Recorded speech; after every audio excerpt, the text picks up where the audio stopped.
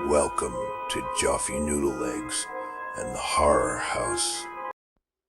Hello, guys, and good evening or night time, whenever it is, and welcome to this film review. Tonight we've got a classic horror film review, 1930s Universal horror, The Old Dark House, directed by James Whale.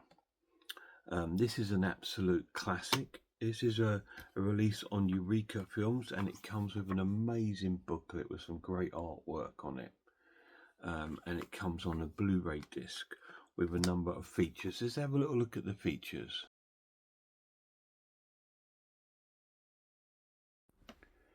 So this is the main menu for The Old Dark House, and the special features on here are Meet the Femmes, Daughter of Frankenstein, Curtis Harrington Saves the Old Dark House.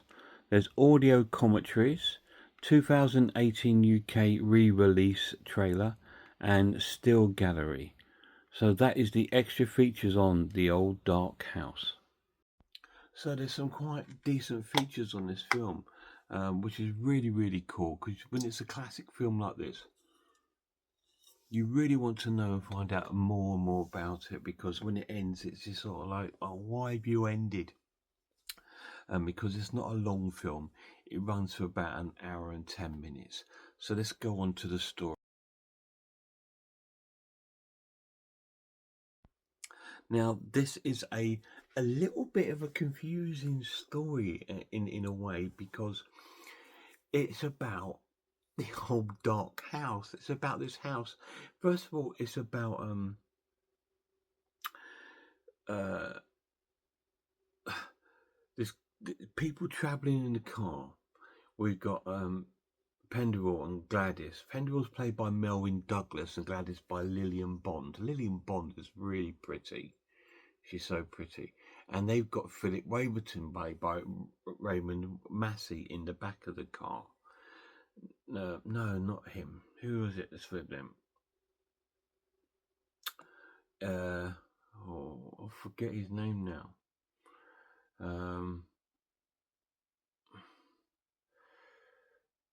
So, I can't remember. I'm terrible with names. But anyway, their car is getting stuck in the mud, and they're arguing. They're falling out because it's in the middle of like the night, and they're going somewhere, but they're a bit lost, and the car keeps getting stuck in the mud and in the water and stuff like this. Eventually, they get through, and they see this old house.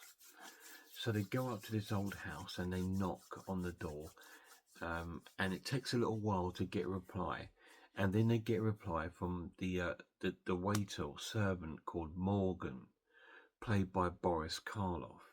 Now he looks like a Frankenstein's monster. He doesn't look too different to Frankenstein's monster. It terrifies Gladys,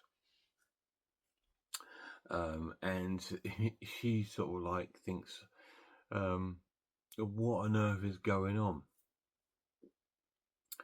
And then they ask to stay, and we meet the people that own the house, and that is Horace Fem and Rebecca Fem, played by Ernest Thesiger and Eva Moore.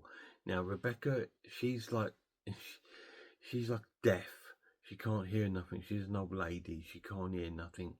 And Horace has got this terrifying face. He's got a very gaunt look about him, but he's absolutely wonderful and really funny. Anyway, they invite them in and allow them to stay. But Rebecca's like, no beds. You can't have a bed. No sleeping in the beds. So they won't give them the bed or anything like that. And so that they sort of settled down in this house for the night, and they're all sort of like, then they start having dinner with them. They sort of invite them to have dinner, and when they're having dinner, there's a knock on the door, and there's a couple more or sort of like strangers that are sort of like lost, that turn up, and that is Sir William Porterhouse, played by Charles Lawton, and he's with a young lady called, what was her name? Oh, what character does she play? I can't remember. I do listen to it, but I just get lost as I'm listening to it. Anyway, I think because we got Margaret and Philip Waverton. That's the couple in the car. Melvyn Douglas is played by Penderell, and he's with them. And so it's Gladys is Lillian Bond, I think, is the one that turns up with Charles Lawton, and they're all wet through. And Charles Lawton, he looks so funny. He looks like Peter Kay a little bit in this film. Anyway, they sort of settle in, and they let them stay as well. And so, as the story sort of unfolds, we realise that there's something not quite right about the family that own the house, Mr. and Mrs. Fem, and their their servant Morgan. This almost plays out like a early Texas Chainsaw Massacre. I know you're thinking, what you're talking about. By this sort of like obscure kind of family and their mixed ways, because we meet the mother, and she's like an old lady in the bed with her beard, and upstairs they've got her son, or their brother, called Sol, played by Brember Wills, and he's absolutely round the twist. So it's like this crazy family living in this house. It's like very much like Texas Chainsaw Massacre without the gore, but it's got a lot of fun in the film.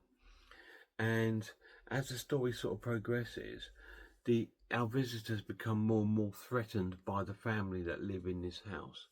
Their crazy ways are sort of like coming out and sort of like showing themselves. And Morgan, our Boris Karloff character, gets drunk and he gets quite violent, but he seems to have taken a shine to Gloria Stewart, who plays Margaret Waverton. He's taken a bit of a shine to her. But yeah, and the film sort of plays out like that, and to the sort of climatic of the film. But I won't tell you any more about the synopsis. You need to watch it yourself to find out. So the characters. This film has oodles and oodles of characters, and not just people. It has the house itself and the wind, the noise of the wind, and also the shadows. A lot of shadow play in this film, which is really, really cool. But my favourite character in the film has to be Horace Fem, the old boy that lives in the house. He's so gaunt looking, but he's quite terrifying. But he's also quite witty and funny. I do like his character, and Gloria Stewart. My word, she's a beautiful woman. And when we get to meet Sol Fem, he's really cool too.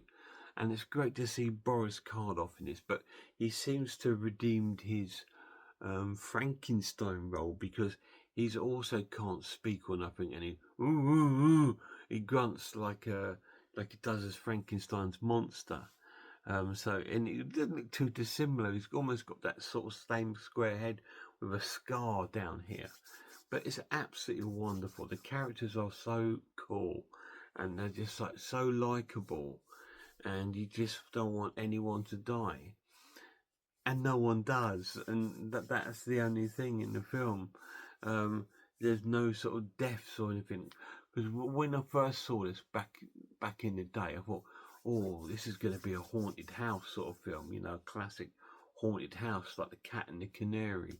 But it's not. It's actually about a mad family that these visitors have stumbled upon on a stormy night. But it's a really, really cool. So this is my final verdict.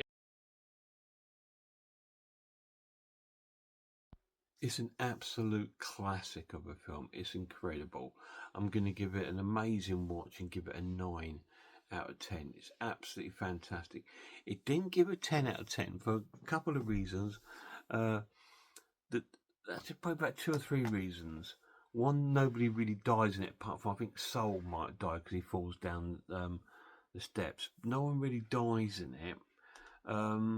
It didn't go the way I expected it to, and some of the sort of little bit of humour there takes out a lot of the dark horror that is obviously in there, because you can see it in their noodles, and it's really eerie and creepy at times with the rain and the storm and the lights going out and the creepy faces of these amazing characters. But the humour takes it away a little bit from it, which is a little shame. So that's why it loses a little point for me. Other than that, it's an absolute classic. It's a universal classic. This is a universal horror film, not a universal monster film. So we're all used to the monster ones with Dracula, Frankenstein, and Wolfman, and that. So this is from the same studio, but a horror film in a concept where there's no real monsters in it, apart from the two madmen in there, Morgan and Soul. But it's just wonderful. The pluses of this edition, it looks nice. It's a lovely transfer. It's actually coming out again next week here in the UK on 4K. I won't be upgrading it because I'm really happy with the copy that I've got. I just think it's just as, you know, it is a sort of 4K restoration on this already. So I don't feel the need to sort of like buy a re-update something that's already in a good sort of picture. The other plus is that it's a wonderful cast, it's a great film, great extra features. Negative, I would say probably the ratio. We've got it in that ratio rather than having it on the full screen, but there we go. Can't have everything. The Old Dark House, 9 out of 10. Any of you guys seen it? If you have, let me know down below. It's a classic. You must have seen. If you're a horror fan, you would have seen it. If you're a collector of imprint companies like Eureka, you probably own it and seen it. It's an absolute wonderful comedy, backward house, crazy family, survival horror, if you like, and it's amazing. It's really cool. Guys, check out some horror channels for me. Check out Horror Hands, Horror Geek, Man v Film, RS Design, Pizzlewell, I Am Icelord, Cat Watchers, Horror Movies, Grumpy Andrews, Horror House, and The Maniac. And a massive shout out to my lad. Till next time, look after yourselves, look after one another, don't have nightmares, and I really hope I see you all soon.